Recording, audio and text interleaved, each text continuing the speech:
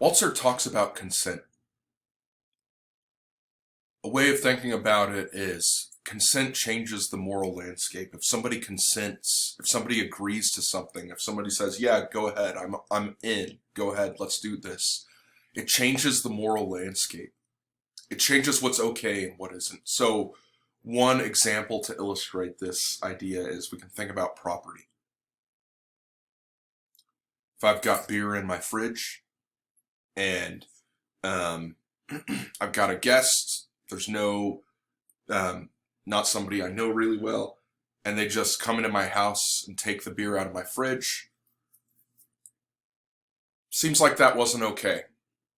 They just took my property. That's theft. But if I say, hey, come on in, I've got beer, feel free to have some, and they take it, then it's fine. So the fact that I consented to them taking my beer changes whether it's okay for them to take my beer. In one case, it's theft. In the other case, it's just a small gift. Or think about sex. Consent to sex changes whether sex is okay. It's relevant.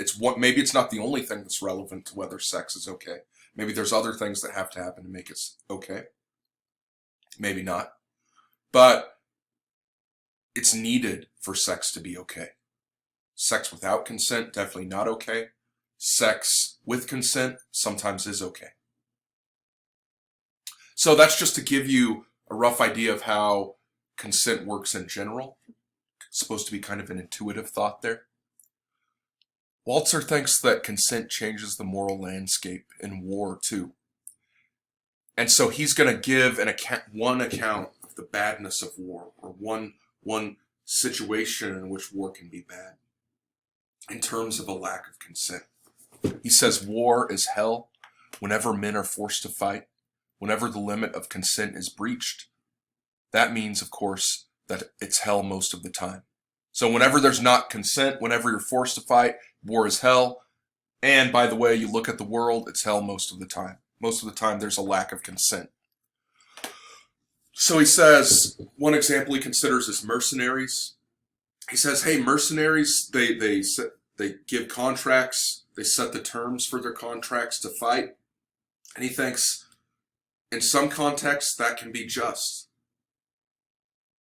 But he thinks if the mercenaries are poor people who are impoverished and they have nothing else to rely on, and this is the only way they can get money, then he thinks that robs the mercenaries of their consent.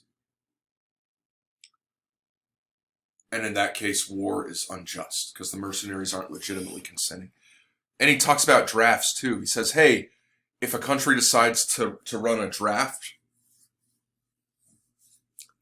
and it's important to note that Walzer was writing this after the Vietnam War and in the aftermath of that, where people were drafted into war and forced to fight. He says that robs citizens of their consent. And so war is hell in that case. It's not permissible. And he talks about Napoleon and his troops. Napoleon bragged to somebody that he could lose 30,000 troops in a moment and still keep his support. But then Walzer says, perhaps not if he had asked the troops for their consent. Would they have consented to such recklessness on his part and the sorts of wars that he fought where people were sacrificed for his own ego? He says they probably wouldn't have. So consent in Napoleon's wars didn't occur, and so war was hell in that case as well. So we've talked about consent, how it works in general and might change the moral landscape. We've talked about different examples in which war and lack of consent in war can change the moral landscape and make war wrong.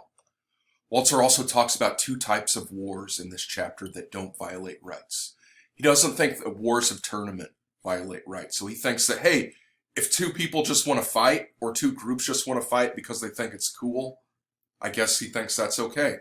And he gives examples of cases where that happens sometimes. And then wars that happen in defense of rights. Like if I'm enslaved and I'm going to fight back to secure my rights, then that's okay. So wars of tournament where both sides agree to get in, Both sides can opt out at any time, no problem.